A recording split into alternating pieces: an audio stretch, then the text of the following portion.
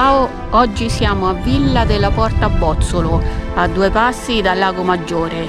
Casa di campagna del Cinquecento, Villa della Porta Bozzolo si trasforma nel corso dei secoli successivi in una fastosa dimora, ampliata nell'architettura e arricchita nella decorazione e dotata di uno scenografico giardino all'italiana.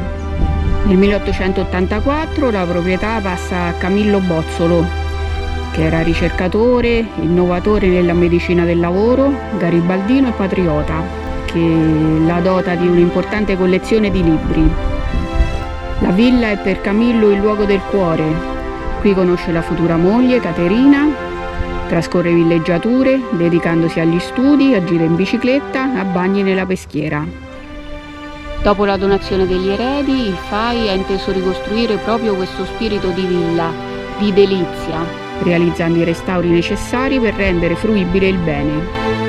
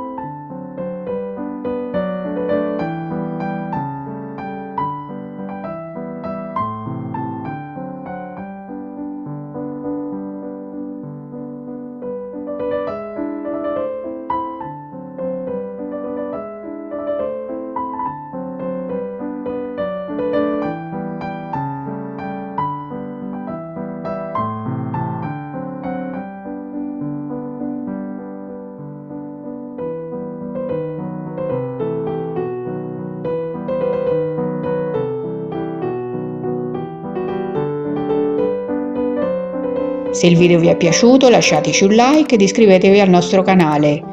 Buon viaggio in giro per l'Italia!